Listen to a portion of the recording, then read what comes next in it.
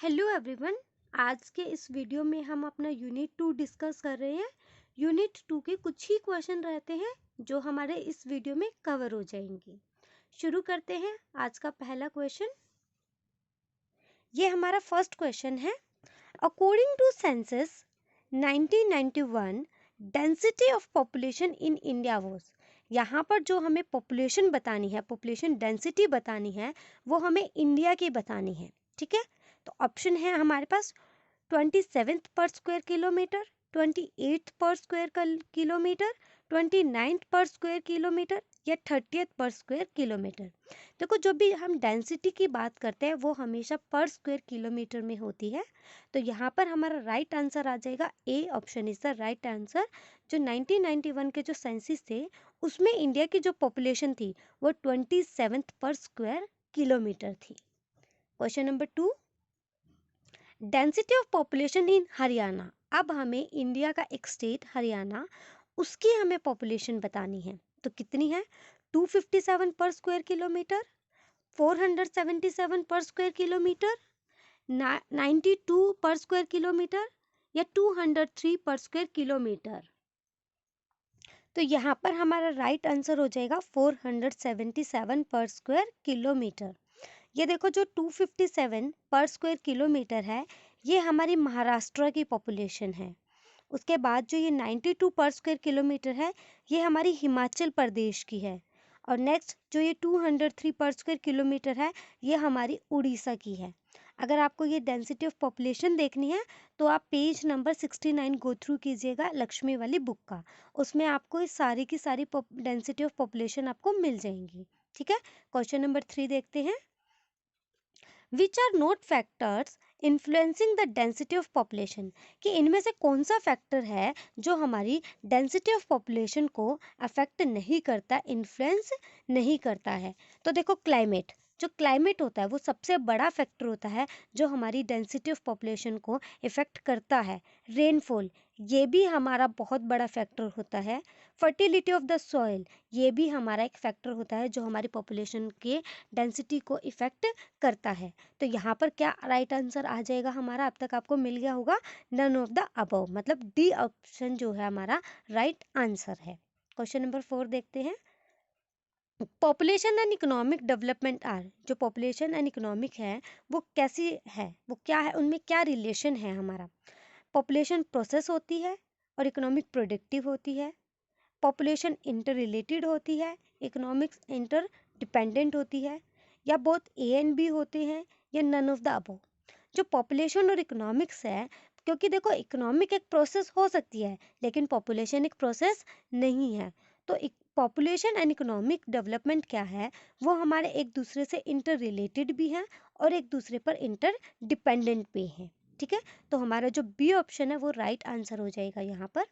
Next question की तरफ बढ़ते हैं। In 1978, who had greatly opposed the increase in population?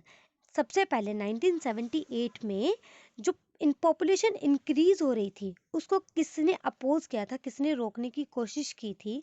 तो वो कौन थे हमारे? जीएम मेयर, क्लार्क, माल्थस या एम के Gandhi.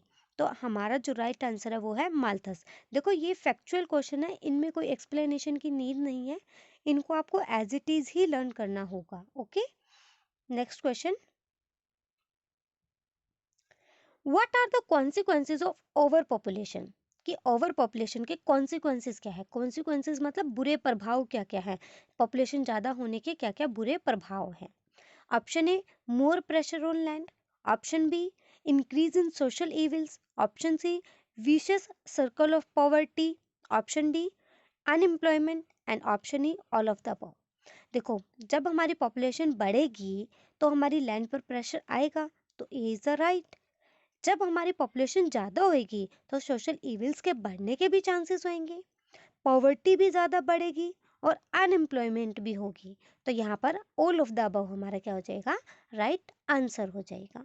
Next question. Which are not the methods of measuring national income? कि नेशनल इनकम को मेजर करने का कौन सा मेथड नहीं है?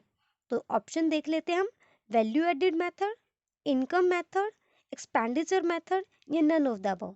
तो आपको क्वेश्चन ध्यान से देखना, यहाँ पर ये बोला गया कि कौन सा मेथड नहीं है। तो वैल्यू एडिड मेथड तो हमारा होता है, इनकम मेथड भी होता है और एक्सपेंडिचर मेथड भी होता है। तो यहाँ पर आपको आंसर मिल गया होगा कि क्या आंसर आएगा हमारा, none of the above. Next question, it is measured as the difference between closing stock and opening stock of the accounting year. जब हम अपने क्लोजिंग स्टॉक और ओपनिंग स्टॉक का डिफरेंस निकालते हैं एक 1 ईयर के अंदर, तो उसको हम क्या बोलते हैं, इंटरमीडिएट कंजम्पशन बोलते हैं, चेंज इन स्टॉक बोलते हैं, या तो हम neither A nor B, both A and B, ठीक है। या तो हम उसको ना तो इंटरमीडिएट बोलेंगे ना ही उसको चेंज इन स्टॉक बोलेंगे, या दोनों ही बोलेंगे, ठीक है। तो अभी हम देखते हैं, जब हम एक साल के अंदर अपने क्लोजिंग स्टॉक और ओपनिंग स्टॉक का डिफरेंस निकालते हैं, इट मीन्स हम अपने स्टॉक को चेक करते हैं कि हमारे स्टॉक में क्या क्या चेंजेस आए हैं। तो आपको आंसर मिल गया होगा यहाँ पर कि B is the right answer, हमारा क्या आएगा, चेंज इन स्टॉक आ जाएगा, ठीक है। Next question, according to this method national income is measured in terms of factor payment to the owners of factor production during an accounting year। जब भी हम income को मेजर करते हैं, ठीक है, हम यहाँ पर क्या करें, अपने इनकम को चेक कर रहे हैं, तो वो कौन सा मेथड होगा हमारा, final output method, value added method, या इनकम मेथड, या फिर एक्सपेंडिचर मेथड। तो नेशनल इनकम जब मेजर करेंगे हम किन टर्म्स में, factor payment to the owner, कि हमने एक ओनर को कितनी पेमेंट दी। जब भी हम पेमेंट देते हैं तो हम किसी को इनकम दे रहे हैं ना, तो पेमेंट जब वर्ड आएगा तो आपको याद रखना है वहाँ पर क्या आ जाएगा, हमारा इनकम मेथड हो जाएगा। देखो ये ना हमारे कुछ की पॉइंट्स होते हैं, इन की पॉइंट से ही हमें याद रखना होता है कि कौन सा मेथड है, कौन सा मेथड नहीं है, ठीक है। नेक्स्ट क्वेश्चन देखते हैं, according to this method only final goods and services are to be considered in the estimation of GDP। जब भी हम GDP को एस्टिमेट करते हैं, निकालते हैं, तब हम सिर्फ और सिर्फ फाइनल गुड्स और सर्विसेज को कंसिडर करते हैं। तो वो कौन सा मेथड होता है, final output method, value added method, mixed income, या एक्सपेंडिचर मेथड। आपको इस क्वेश्चन का आंसर अपने क्वेश्चन में ही मिल गया है। जब भी हम फाइनल गुड्स एंड सर्विसेज लेंगे तो वो हमारा क्या हो जाएगा, फाइनल आउटपुट मेथड हो जाएगा। Next question, what are the importance of lesson planning. देखो अब हम लेसन प्लान बनाते हैं, जब आप सेकेंड ईयर में हो जाओगे तब आपको लेसन प्लान बनाने हैं, ठीक है। उसकी इम्पोर्टेंस क्या होगी वो आपको समझा रखे यहाँ पर, डेवलपमेंट ऑफ सेल्फ कॉन्फिडेंस। जब आप लेसन प्लान बनाते हो तो आपका कॉन्फिडेंस बढ़ता है, क्योंकि जब आप टीचिंग करने जाओगे तो आपको जो भी टॉपिक आप पढ़ा रहे हो उसके बारे में आपको पहले से नॉलेज होगी। गाइड्स द टीचर, जब भी लेसन प्लान बनाते हैं वो क्या करता है, एक टीचर को गाइड करता है। सिलेक्शन ऑफ टीचिंग मेथड, आप लेसन प्लान बनाते हुए अपने टीचिंग मेथड को भी सिलेक्ट कर सकते हैं कि आपको आज के टॉपिक में कौन सा टीचिंग मेथड यूज करना है। इवेल्युएशन पॉसिबल, आप अपना भी इवेल्युएशन कर सकते हैं और आप बच्चों का भी इवेल्युएशन कर सकते हैं। तो हमारा क्या हो जाएगा यहाँ पर, ऑल ऑफ द अबव हमारा राइट आंसर हो जाएगा। Next question, which are not the characteristics of a good lesson plan, कि गुड लेसन प्लान की क्या क्या करेक्टरिस्टिक्स नहीं है, ठीक है। Time, elasticity, written lesson plan, या none of the above.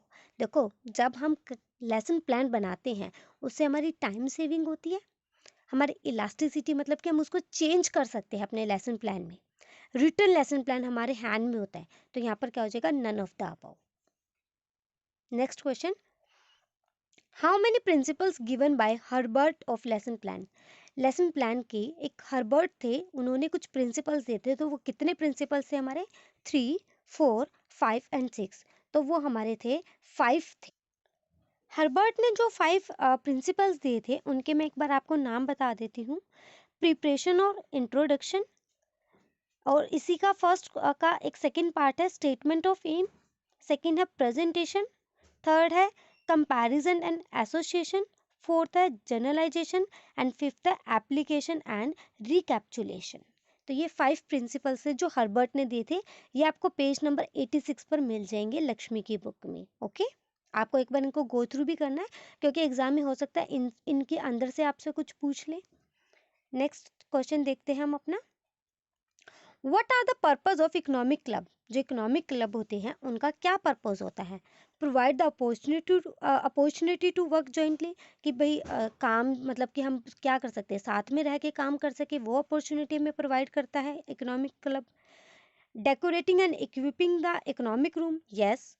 Arising and maintaining interest, yes. या ऑल ऑफ द अबव, तो सारे ही हो जाएंगे। इकोनॉमिक क्लब जो है हमें साथ में काम करने की अपॉर्चुनिटी भी देता है, इकोनॉमिक रूम को डेकोरेट करने और उसको इक्विप करने की भी अपॉर्चुनिटी देता है, हमारा इंटरेस्ट भी क्रिएट करता है। तो यहाँ पर ऑल ऑफ द अबव होगा। आज का लास्ट क्वेश्चन हमारा, who says we may define notes of a lesson as a draft of the lesson put upon paper with all important points whether of matter or method clearly marked? ये किसने कहा था कि जब भी हम lesson plan बनाते हैं उस पर हम क्या करते हैं, अपने इंपॉर्टेंट पॉइंट्स को लिख लेते हैं, जो भी हमारा मैटर है, या हम अपने मेथड को भी उस पर लिख सकते हैं, या हम उसको मार्क भी कर सकते हैं। तो ये किन्होंने कहा था? एल्वी सेंड्स ने, बोसिंग ने, जोसेफ लैंडन ने, या ऑल ऑफ द अबव? तो ये कहा था सी ऑप्शन, जोसेफ लैंडन ने। अगर आपको ये वीडियो अच्छी लगे तो लाइक ज़रूर करना, और अगर आपको इसकी पीडीएफ चाहिए तो आप मेरे टेलीग्राम चैनल से इसकी पीडीएफ डाउनलोड कर सकते हैं। Okay, thank you so much.